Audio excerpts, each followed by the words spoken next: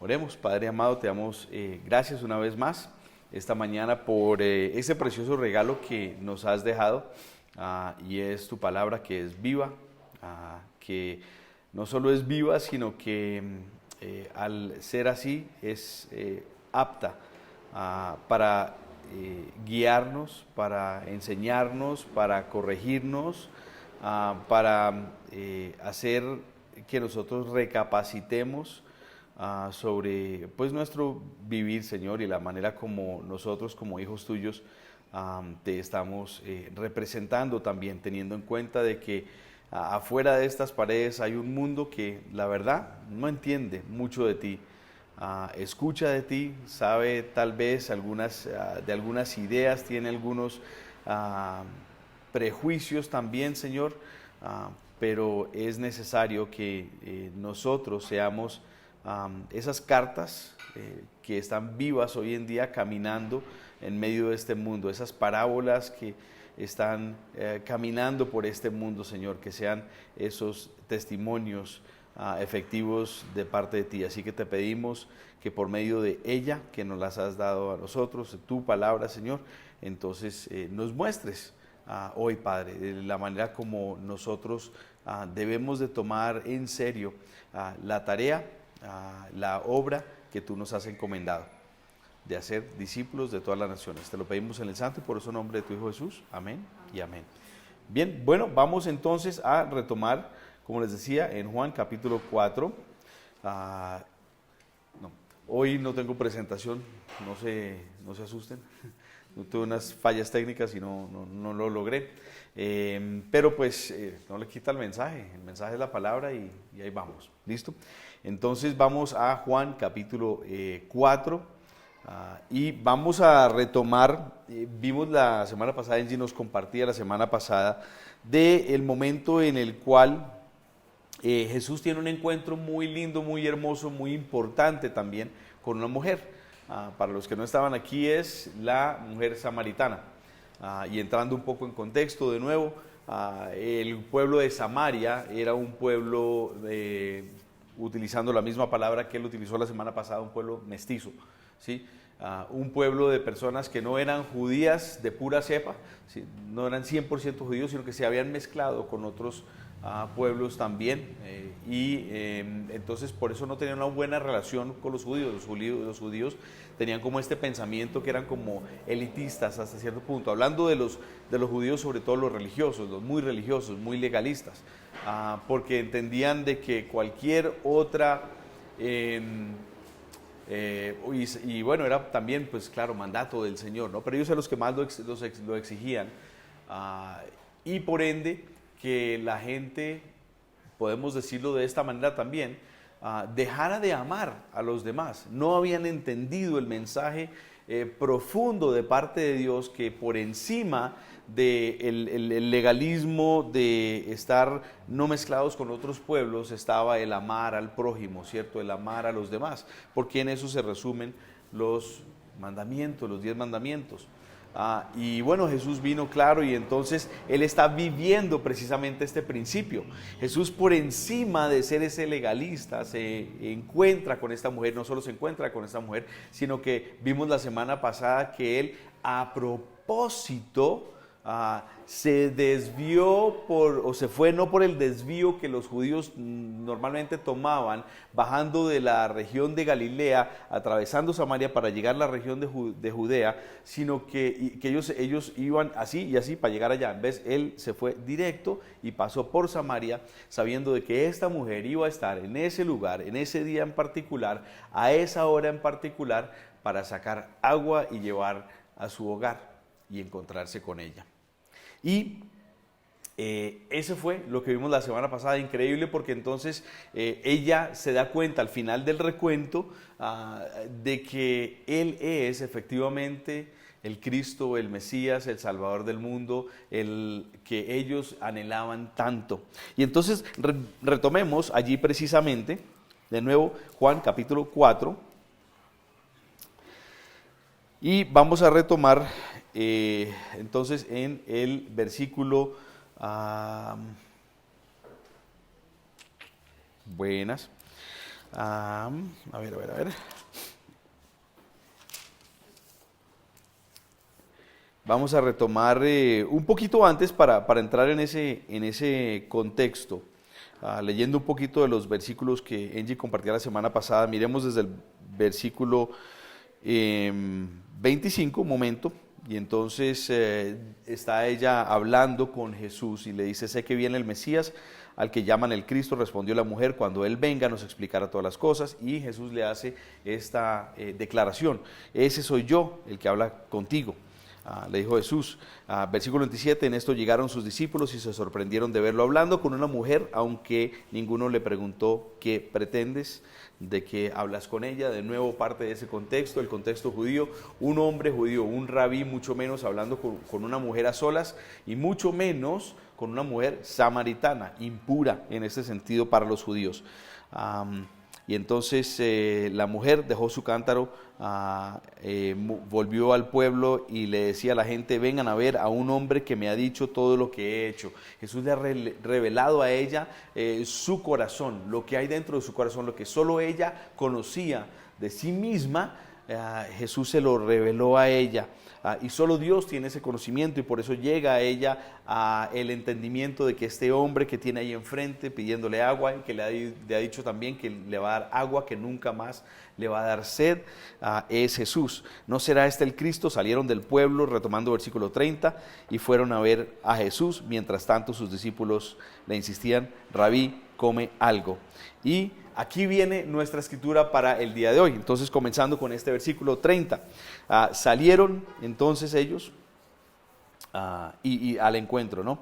Y le dicen, versículo 31, le dice 31, mientras tanto sus discípulos le insistían: Rabí, come algo. ¿Y cuál era la respuesta de Jesús? Versículo 32, yo tengo un alimento que ustedes no conocen, replicó él. Y tal vez entonces ya nos echamos para atrás un poquito, y en el encuentro con la mujer samaritana, Angie nos compartía la semana pasada, ella como que no entendía, no estaba entendiendo muy bien el mensaje, el mensaje de Jesús, cuando Jesús le está diciendo precisamente el tema de que, yo te voy a dar a ti agua, y ella le dice: pues ¿cómo me vas a dar tú a mí agua si tú ni siquiera tienes un balde para sacar el agua?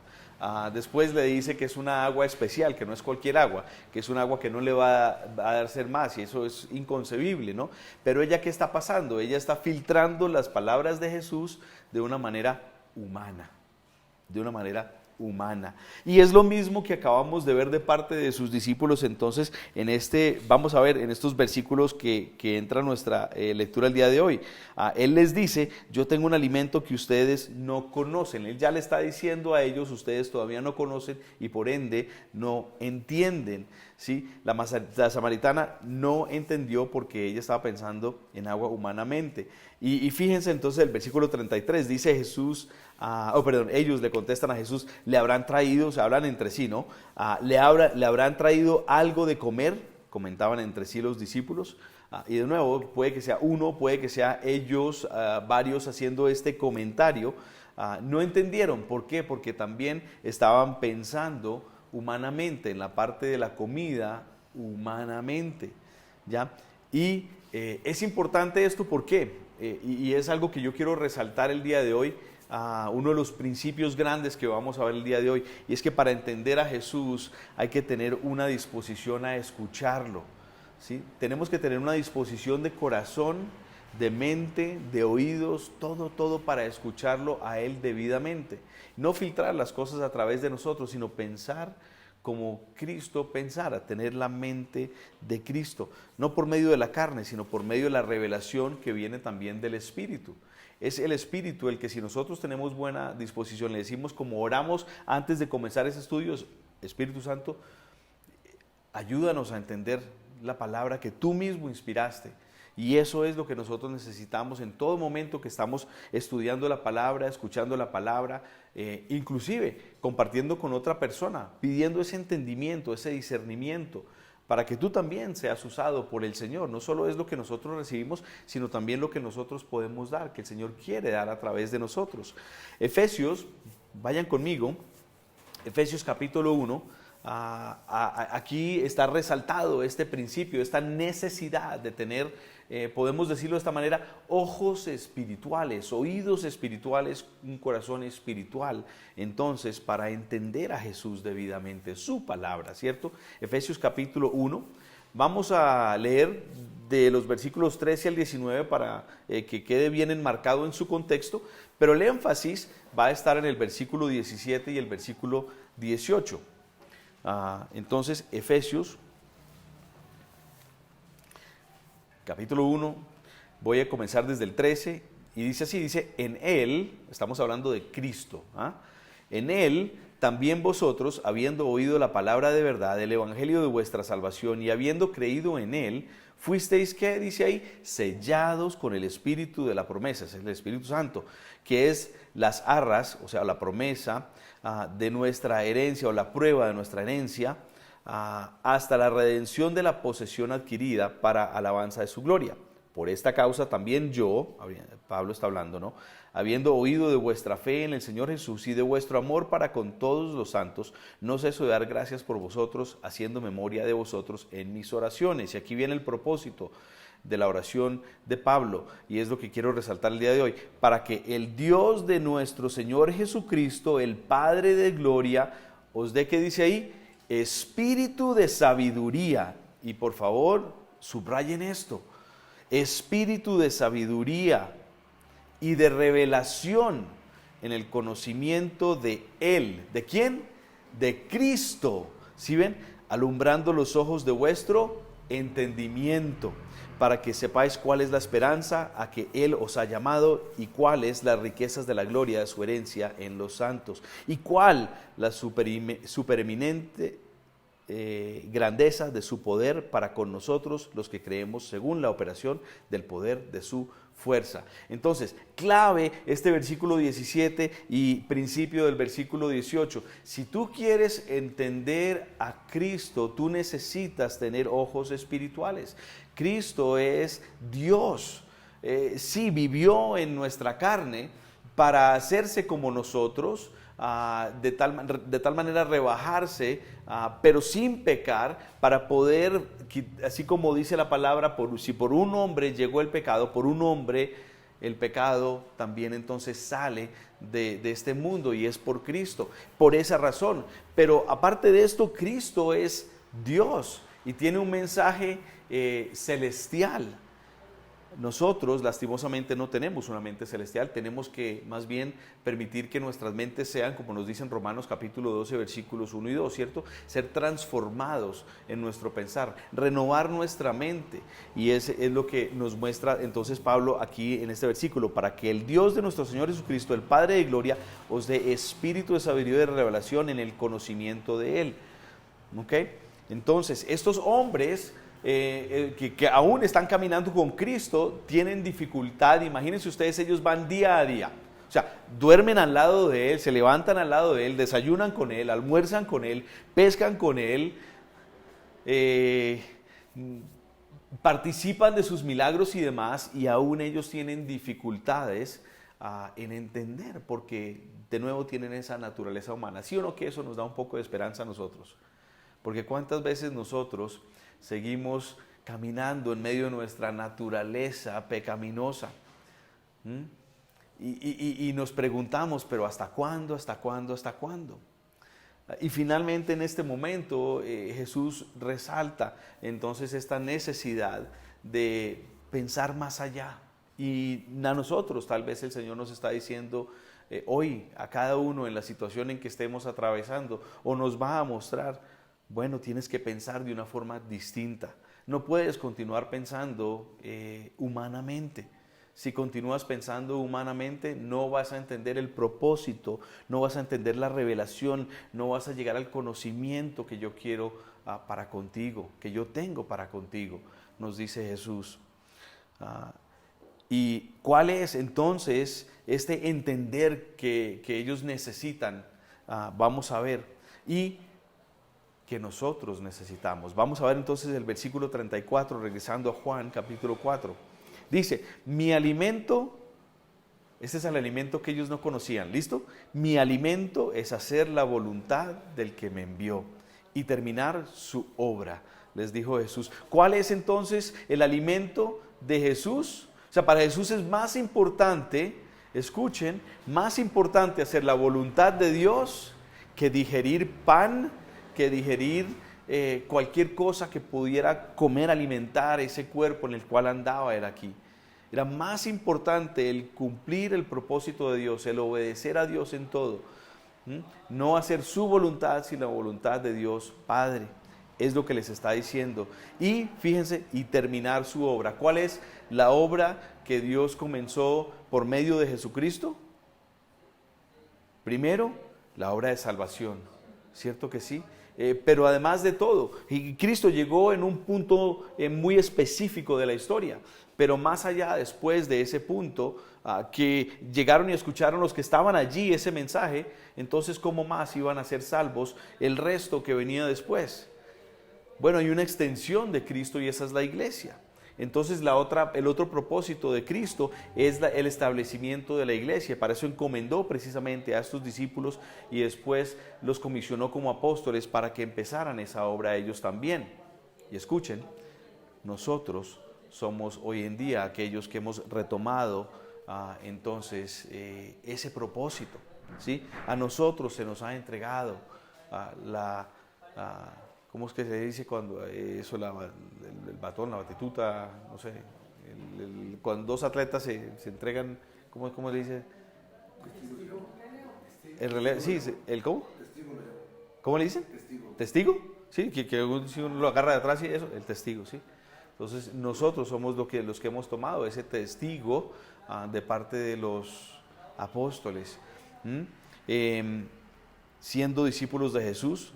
Entonces, y teniendo entonces esa mente de Cristo, nos corresponde hacer la voluntad de Él, quien nos envió, y terminar su obra, la cual nos encomendó. Ese es el propósito para nosotros. Eso es lo que Cristo nos está diciendo hoy en día. Siendo sus discípulos, nos corresponde hacer su voluntad. ¿Y cuál es su voluntad? De que nosotros seamos aquellos que tomamos ese testigo y compartimos su palabra, sus buenas nuevas, y que hacemos discípulos de todas las naciones. Esa es la obra que nos ha encomendado.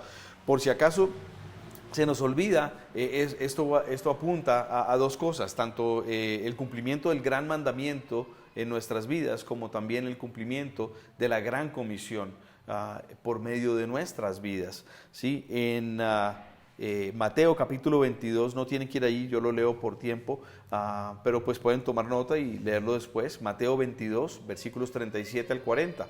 Ama al Señor tu Dios con todo tu corazón y con toda tu alma y con toda tu mente. Respondió Jesús: este es el primero y más importante de los mandamientos. El segundo se parece a este: ama a tu prójimo como a ti mismo. De estos dos mandamientos dependen toda la ley y los profetas. Es el gran mandamiento, es lo que Jesús quiere que nosotros cumplamos. Hacer eso es hacer la voluntad de Dios, ¿sí? Cumplir con estos dos mandamientos, o este mandamiento envuelto en uno, es cumplir la voluntad de Dios. Pero también terminar la obra de Dios es entonces no solo el gran mandamiento, sino la gran comisión. Mateo esta vez también, capítulo 28, versículos 19 y 20. Lo hemos escuchado muchas veces. Por tanto, vayan y hagan discípulos de todas las naciones, bautizándolos en el nombre del Padre y del Hijo y del Espíritu Santo, y enseñándoles todo lo que yo les he enseñado, a obedecer todo lo que yo les he mandado a ustedes, y les aseguro que estaré con ustedes siempre hasta el fin del mundo. Y quiero que dejemos en remojo también entonces estas palabras: y les aseguro que estaré con ustedes siempre hasta el fin del mundo. Vamos a dejar esas palabras en remojo. Entonces, nosotros, así como Jesús, que su alimento era hacer la voluntad del Padre, nuestro alimento debe de ser entonces el cumplimiento de el gran mandamiento y también de la gran comisión. Y si regresamos a Juan capítulo 4, entonces Jesús, después de esta pregunta que hacen ellos de será que, o este cuestionamiento que están haciendo ellos, de será que alguien le ha dado comida, y él dice: no, esta es mi comida, entonces explica un poco más este principio. Versículo 35, ¿no dicen ustedes, todavía faltan 4 meses para la cosecha? Y yo les digo, abran los ojos y miren los campos sembrados, ya la cosecha está madura, ya el segador recibe su salario y recoge el fruto para vida eterna. Ahora tanto el sembrador como el segador se alegran juntos, porque como dice el refrán, uno es el que siembra y otro es el que cosecha. Yo los he enviado a ustedes, ¿a qué? A cosechar lo que no les costó ningún trabajo. Otros se han fatigado trabajando y ustedes han cosechado el fruto de ese trabajo. Jesús está tomando este principio de la agricultura y está utilizándolo de nuevo en términos espirituales, hablando precisamente hacia ese sembrar la palabra de Dios. ¿Y quién es el que está sembrando la palabra? ¿Quién es el que está sembrando las buenas nuevas del Evangelio? Que el Mesías ha llegado. ¿Quién es el que está sembrando esto en este momento? Es Jesús mismo, ¿cierto? Y eso es lo que está diciendo precisamente cuando él dice, aquí cuando les dice, los he enviado a ustedes a cosechar lo que no les costó ningún trabajo. O sea, él es el que está haciendo este trabajo y Él es el que va a continuar haciendo este trabajo mientras está caminando con ellos. Y no va a ser un trabajo fácil para Jesús, ¿cierto? Jesús va a sufrir aún mucho más para cumplir ese propósito de la obra que su Padre le ha enviado. ¿Ya? Y entonces ellos son los que tienen que hacer ¿qué? Cosechar. ¿Cómo cosechan ellos? Pues continuando el compartir lo que ya está establecido. El Mesías ya ha venido, el Mesías ya va a sufrir, el Mesías va a morir, el Mesías va a resucitar. Ese va a ser el sembrar, el cosechar es el compartir esta verdad con los demás, ¿sí? Entonces él explica este principio, ¿ya? Y bueno, yo sé, hay dificultades, ¿cierto? Para cumplirlo muchas veces sentimos que hay dificultades para cumplir ese propósito, ese mandato para con nosotros. Podemos pensar en algunas dificultades que nosotros tenemos para no cumplir con esta obra. Yo creo que tal vez el desánimo es una de esas dificultades. ¿Cuántos de nosotros hemos enfrentado desánimo? Tal vez porque le has compartido a una persona y no ves el cambio. Tal vez porque has compartido con muchas personas y no ves ningún cambio. Tal vez porque has compartido y te han rechazado. Tal vez se han burlado de ti cuando tú has compartido algo de Dios, de la esperanza que hay en ti. Y eso tal vez nos trae otra dificultad, nos sentimos ya impotentes. Aquí no hay forma de que yo lo logre, ¿cierto? Y entonces ya estamos es como sintiéndonos que cada vez que vamos a compartirle al Señor, pues ¿para qué? Porque igual vamos a darnos contra una pared, no va a haber quien reciba este mensaje. Tal vez es por temores, por miedo, ¿sí? Tal vez algunos de nosotros sufrimos de eso, el habla, ¿sí? Se nos dificulta, somos tímidos, o tal vez el miedo o el temor proviene también ya del rechazo, no queremos ser rechazados una y otra vez también, o tal vez es miedo porque no sabes qué decir, no sabes cuáles son las palabras correctas para compartir con otra persona, o tal vez no es el desánimo, tal vez no es la impotencia, tal vez no es el miedo, que tal vez sea una falta de prioridad, tal vez no le damos la importancia de compartir las buenas nuevas al Señor, y creo que hoy vemos que para Jesús era una prioridad. ¿Para cuántos de nosotros fue prioridad desayunar esta mañana? Levantemos la mano. Levantemos la mano. A ver, ¿quiénes dijeron no? Pues hay que desayunar, ¿sí? No por tirármelas, yo no he desayunado. No por tirármelas. Fueron circunstancias, pero de haber tenido la oportunidad, hubiera desayunado.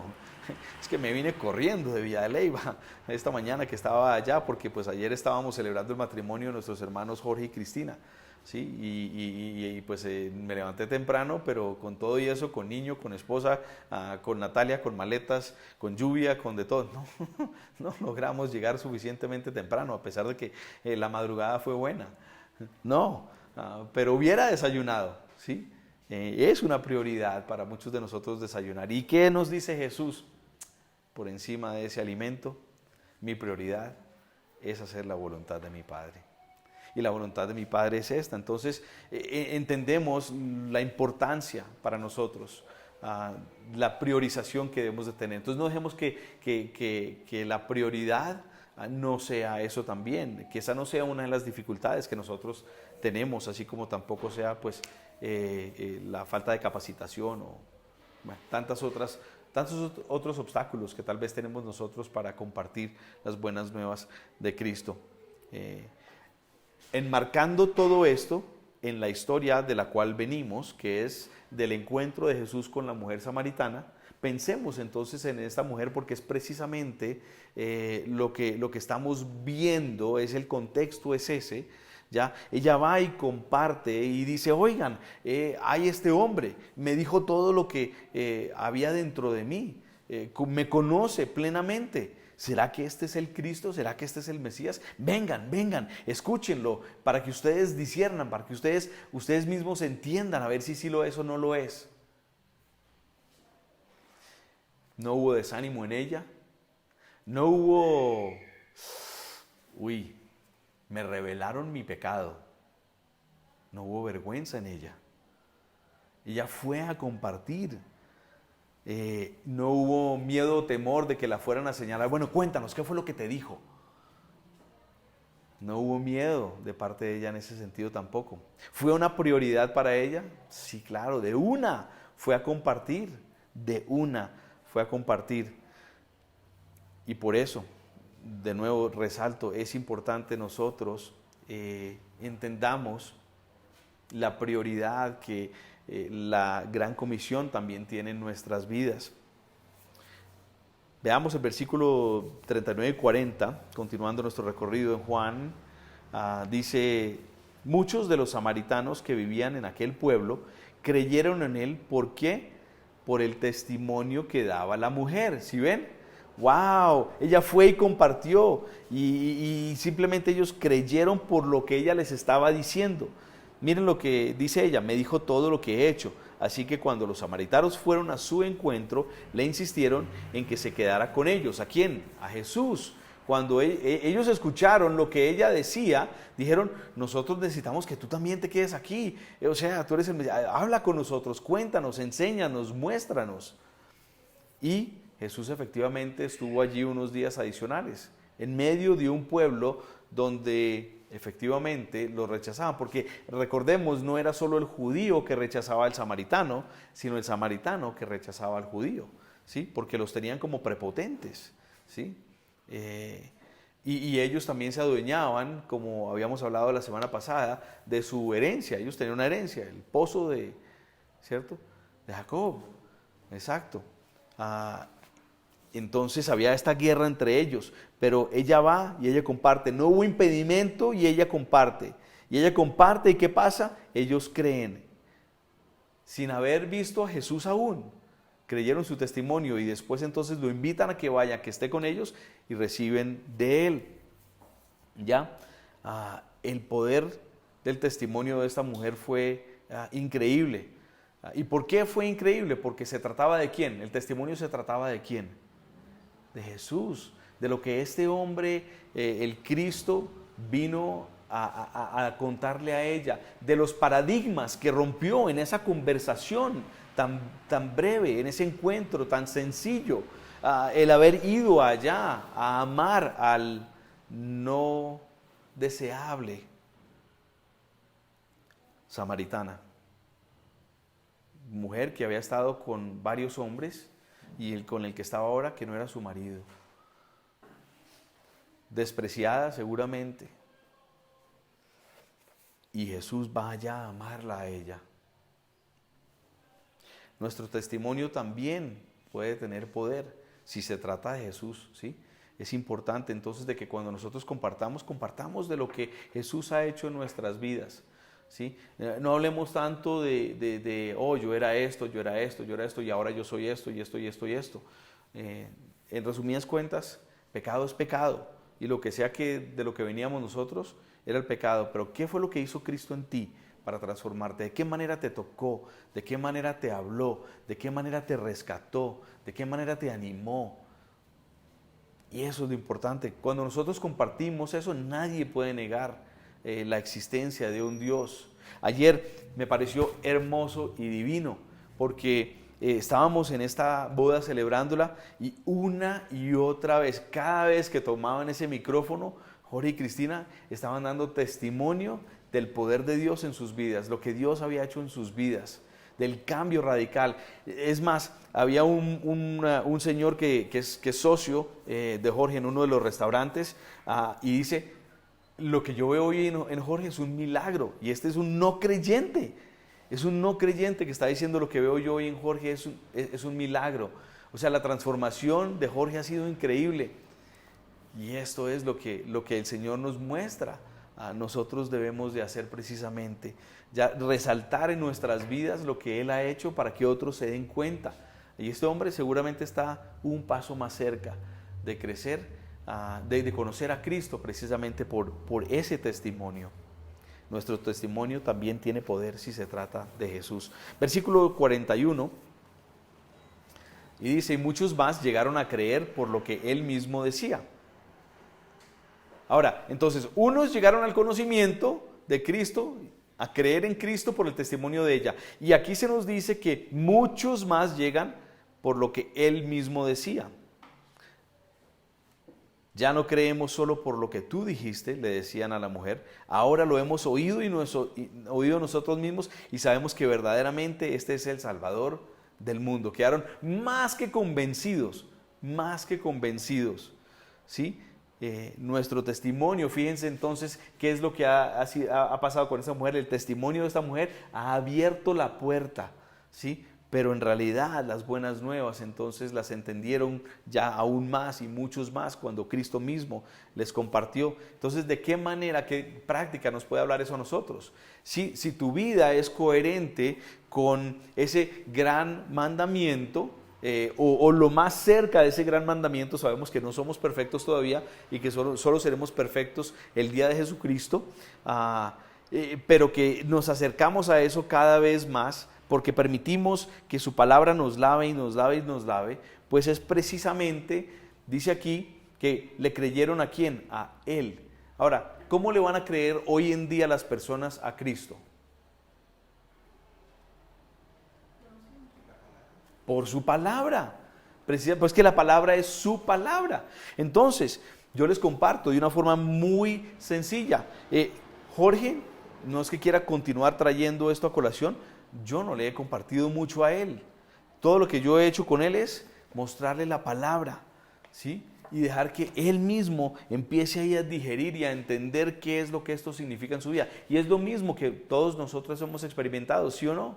Tal vez se nos ha olvidado esos primeros pasos, donde comenzamos a caminar y empezamos a entender, wow, y era como que volaba la tapa continuamente, porque estábamos entendiendo cosas que nunca habíamos visto antes, que nunca entendíamos antes. Y por eso es que Cristo también siempre nos recuerda en su palabra, regresen a ese primer amor, o no abandonen aún más ese primer amor. Eso es lo que esto significa, ¿sí? Que yo estoy ahí continuamente siendo, sobrellevado por su palabra, ¿sí? Maravillado por su palabra. Eso es lo que nos está mostrando. Entonces, nuestro testimonio puede abrir puertas para que otra persona tome la Biblia y empiece a entender la verdad de Cristo, la verdad de Dios. Ellos puedan entender las buenas nuevas, escucharlas, abrazarlas. Versículo 43 continúa. Después de esos 2 días, Jesús salió de allí rumbo a Galilea. Pues, como él mismo había dicho, a ningún profeta se le honra en su propia tierra. ¿Han escuchado eso antes? ¿Qué significa eso?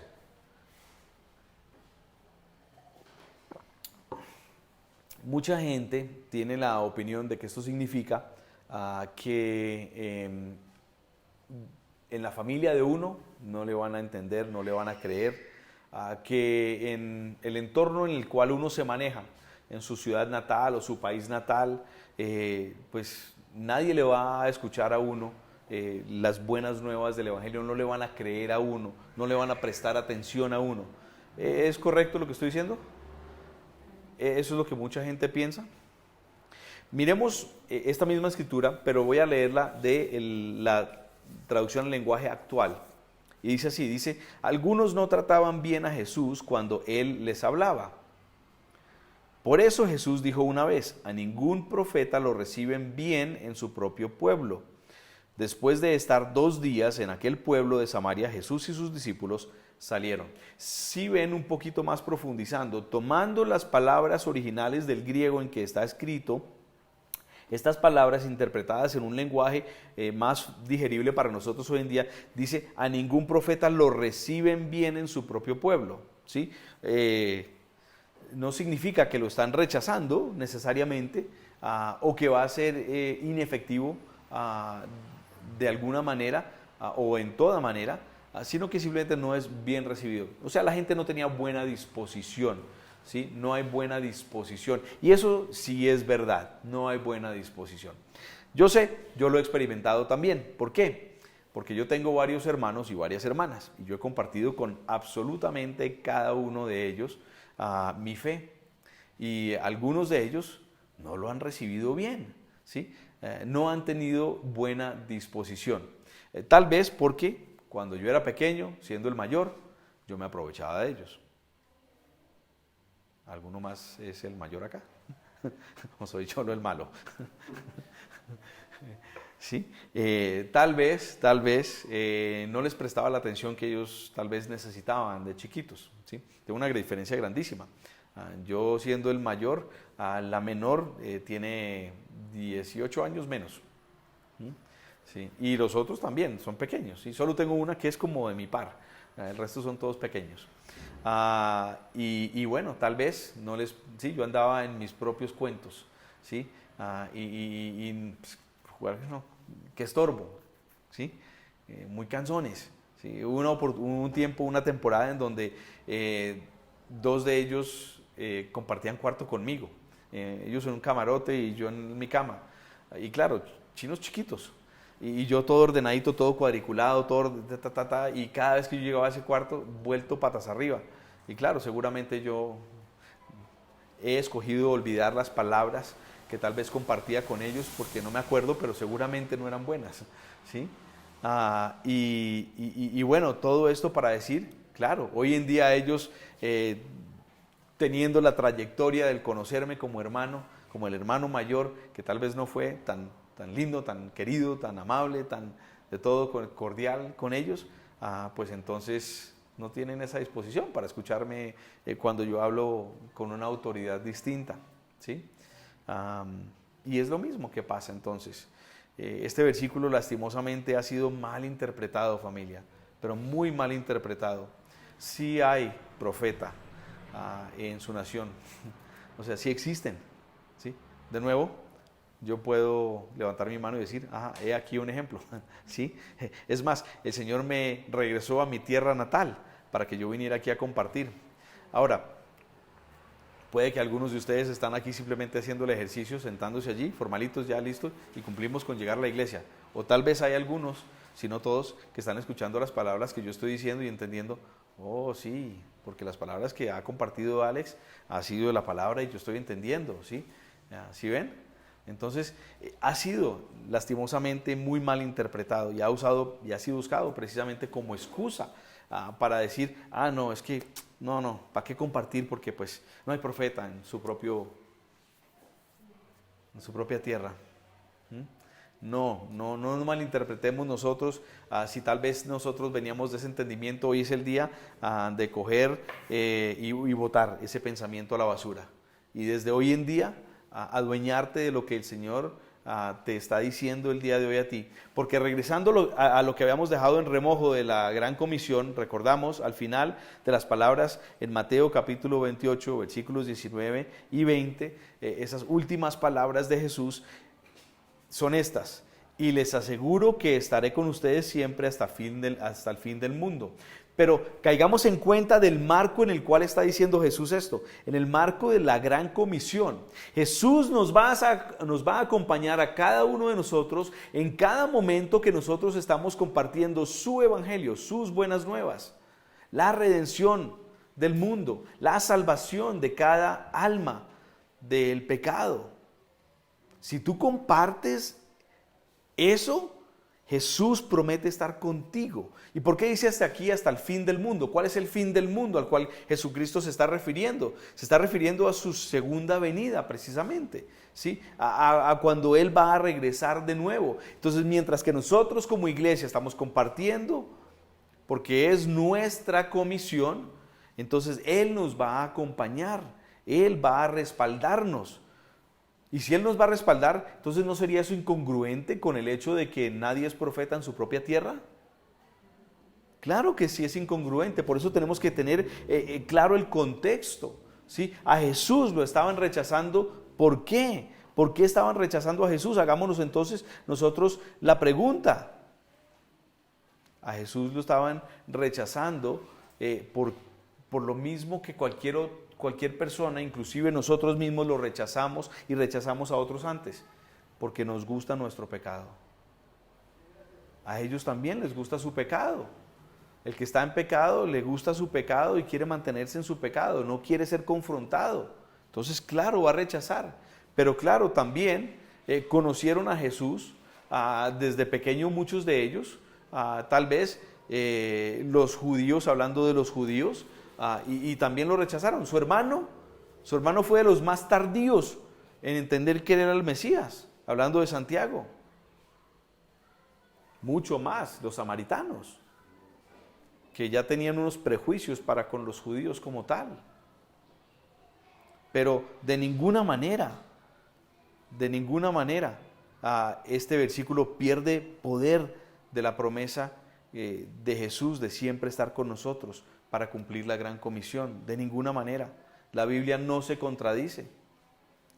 Entonces, la afirmación de que el compartir las buenas nuevas y el hacer discípulos en mi tierra natal no tiene sentido o que es infructuoso es falso, falso y falso. A Jesús no lo estaban recibiendo bien porque era judío. Sencillo. Era judío. No era samario. Samaritano, no samario. Siempre cometo ese error. Versículo 45. Cuando llegó a Galilea, después de haber estado ya aquellos 2 días compartiendo con ellos, ¿no? Fue bien recibido por los galileos, porque estos habían visto personalmente todo lo que había hecho en Jerusalén durante la fiesta de la Pascua, ya que ellos habían estado también allí. Entonces, recordemos el contexto también. Jesús había bajado desde la región de Galilea, arriba de Israel, ha bajado, atravesado Samaria para llegar a Judea, donde está Jerusalén. Después de la fiesta de la Pascua, entonces Él sale, Él se va de regreso, pasa por Samaria, en fin, regresa de nuevo a Galilea. Allá lo reciben bien. ¿Por qué? Recordemos que en la región de Galilea hay una ciudad, un pueblo que se llama Canaán, ¿cierto? ¿Ya? Entonces Canaán, ¿y qué ha hecho Jesús al comenzar su ministerio? Pues ellos recuerdan esto también, pero también ha visto lo que han visto, porque ellos bajaron también para celebrar allá la Pascua, y entonces han visto qué cosas poderosas hizo Jesús mientras que estaba en Jerusalén durante ese tiempo. Uno, la autoridad con la cual limpió, ¿cierto? Limpió el templo al llegar allá. ¿Qué otras cosas hizo Jesús mientras que estaba allá? ¿Qué hemos visto? Sí, no es sino solo, vamos al capítulo 4 de Juan apenas, y ya él ha hablado de manera grande, importantísima. Recordemos la conversación con Nicodemo, por ejemplo. Recordemos también el testimonio de Juan el Bautista, que vimos en el versículo anterior también. La palabra que él ha compartido con respecto a su propósito, que es el de venir, de haber sido enviado por el Padre, por amor, para que todos fuéramos salvos, para que ninguno se perdiera, y así sucesivamente. Entonces, ya ellos han conocido, ya han visto del poder que tiene Jesús. Y ahora entonces regresa a ese lugar donde donde ya ese primer milagro, esa primera señal se ha mostrado. Aquí vamos a ver después de esto una segunda. Él enfatiza entonces sobre el primer milagro, la primera señal, con un segundo milagro, una segunda señal grandísima en este regreso allí a Galilea. Y dice entonces, versículo 46, y volvió otra vez a Caná de Galilea, donde había convertido el agua en vino. Había allí un funcionario real cuyo hijo estaba enfermo en Capernaum. Entonces, si este es el mar de Galilea, ¿cierto? Entonces, Caná está por acá, pues Capernaum está del otro lado, ¿sí? Del lado opuesto. Interesante tener eso en cuenta. Porque entonces este oficial importante del rey Herodes, Antipas, está en otro lugar, no donde se ha visto el milagro, donde se ha conocido el milagro, pero de una otra manera la palabra se regó y este hombre viene a conocer, a escuchar de Jesús. Dice el versículo 47, cuando este hombre se enteró de que Jesús había llegado de Judea a Galilea, fue a su encuentro y le suplicó que bajara a sanar a su hijo, pues estaba a punto de morir. Pues fíjense que la fama de Jesús ya era de tal nivel que este funcionario lo tenía en mente a Jesús, aunque venía de otra región y que solo había estado un corto tiempo en Caná de Galilea. Jesús llega también en un momento muy oportuno, y recuerden, si Jesús fue intencional para encontrarse con la mujer samaritana, Jesús también fue intencional siendo Dios. Recordemos que Jesús es omnisciente, así como lo es Dios Padre y el Espíritu Santo, y entonces Él llega a Caná de Galilea justo en el momento en que este hombre estaba teniendo esta necesidad. Fue a su encuentro, le suplicó que bajara a sanar a su hijo, pues estaba a punto de morir. Y lo que quiero resaltar aquí es que Jesús llega en el momento preciso. Jesús llega en el momento oportuno. Jesús siempre llega en el momento oportuno. Aunque no lo vemos o lo sentimos, Él llega en el momento oportuno. Y esto es importante porque si Dios tiene una voluntad, parte de su voluntad también juega con el tiempo, ¿sí? El tiempo perfecto del Señor también es cumplimiento de su buena, perfecta y agradable voluntad. Y muchas veces nosotros queremos, bueno, Señor, que se haga tu voluntad, que se haga tu voluntad. Y oramos eso. ¿Cuántas veces no hemos orado, Señor, que se haga tu voluntad en esto, pero que sea tu voluntad, que sea tu voluntad? Pero de repente nos impacientamos, ¿cierto que sí? ¿Pero por qué está pasando eso? ¿Por qué se demora? ¿Por qué no me sale? ¿Por qué Recordemos entonces que el tiempo perfecto también se alinea con la voluntad perfecta de Dios. Si no, no fuera la voluntad perfecta de Dios, ¿sí? Es el momento puntual. Y eso es lo que pasa con este oficial. Y entonces, versículo 48, retomamos, dice, ustedes nunca van a creer. Esto es un comentario que Jesús le está haciendo a este hombre cuando le pide que sane o que vaya a ver a su hijo a sanarlo. Ustedes nunca van a creer si no ven señales y prodigios, le dijo Jesús. Y miren la respuesta de este funcionario. Señor, rogó el funcionario, baja antes que se muera mi hijo. Este hombre no necesitó una señal. El testimonio de otros ya era suficiente para que él abordara a Cristo, para creer que Jesús era Dios. ¿Por qué iba a ir a Jesús si el único que tiene poder sobre la enfermedad, el único que tiene poder sobre la muerte, el único que tiene poder sobre la naturaleza, el único que tiene poder sobre los espíritus es Dios, es Jesús mismo? Y este principio pues es aplicable tanto a los que no conocen de Cristo como a los que somos sus discípulos. Recordemos las palabras que Pablo compartía con el carcelero en el momento en el cual él y Silas están allá en la cárcel, han sido botados en la cárcel porque han echado un espíritu de una mujer que adivinaba cosas. Y porque adivinaba cosas, entonces tenía un dueño, un maestro, un amo, y ese amo pues se lucraba de lo que esta mujer adivinaba y decía a otras personas. Y cuando Pablo echa este espíritu fuera de esta mujer, lo reprende, pues ya esta mujer pierde el poder, ya entonces le duele el bolsillo a esta gente y lo acusan y lo echan en el calabozo. Y están allá Pablo y Silas y orando y cantando, y a la medianoche un terremoto, y de repente las cadenas se sueltan y las paredes se derrumban, y el carcelero todo asustado, ¿y qué va a pasar? ¿Qué va a pasar? Mejor dicho, me voy a quitar la vida porque toca hacerlo. Si yo no me quito la vida, entonces ¿qué es lo que va a pasar? Pues me van a quitar a mí la vida y yo voy a sufrir mucho más que si el Imperio Romano lo hace, a que si yo lo hago. Y Pablo le dice un momentico, no, tranquilito, nadie se ha ido aquí, todos estamos acá, nadie se ha ido, estamos acá, ¿sí? Y entonces después él se da cuenta que Pablo, a raíz de esto, tiene una palabra muy distinta, tiene un comportar muy distinto, un testimonio muy distinto. ¿Y qué es lo que dice? Le dice a Pablo, ¿qué tengo que hacer para tener vida eterna? Y Pablo le da las siguientes palabras: cree en el Señor Jesucristo y serás salvo tú y tu familia.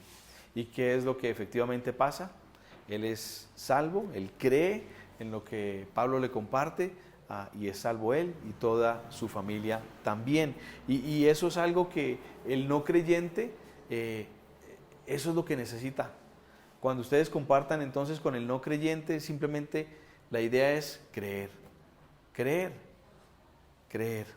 ¿sí?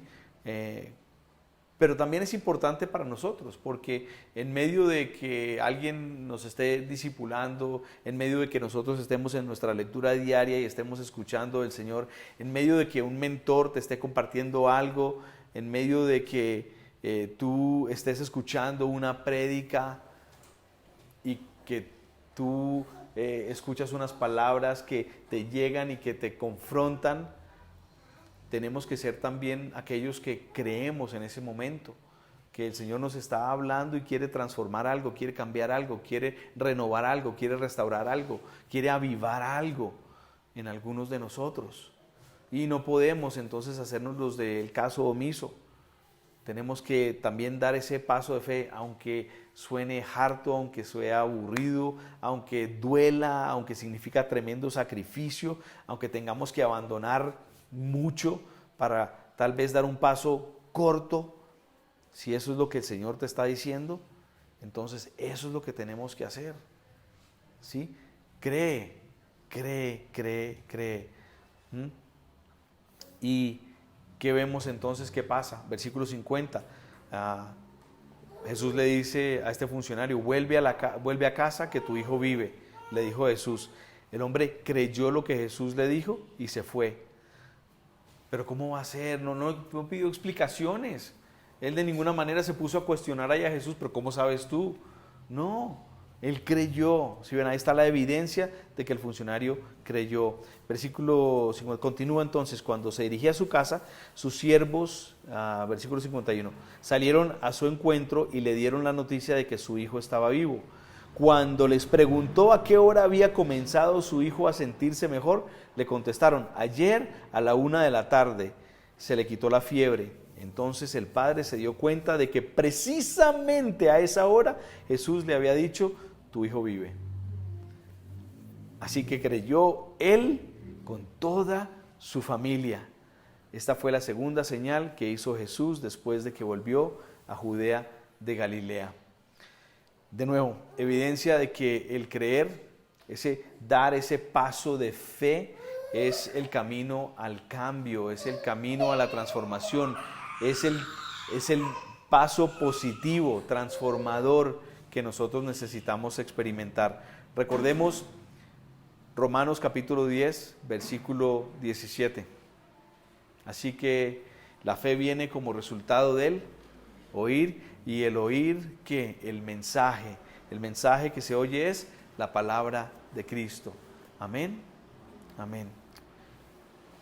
Oremos. Padre, te damos gracias una vez más por esta tu palabra. Gracias por el ánimo que nos das por medio de ella. Gracias también por la convicción que nos das por medio de ella. Y gracias porque entre ese ánimo y esa convicción, lo que une el uno al otro es tu gracia. Gracias porque si bien nos llamas la atención, también nos levantas y nos llevas de la mano hacia el camino correcto, Señor. Tal vez hemos sido nosotros aquellos que hemos dejado de compartir tus buenas nuevas, Señor. Que se nos ha convertido en una tarea imposible, en una misión imposible. Pero hoy tú nos has mostrado de que es una misión posible y una misión no solo que es posible, sino que trae beneficio, provecho, Señor, que no es infructuoso de ninguna manera, que no hay excusa, inclusive el hecho de que haya esa mala interpretación de tu palabra con respecto a que no hay profeta en su propia tierra, Señor.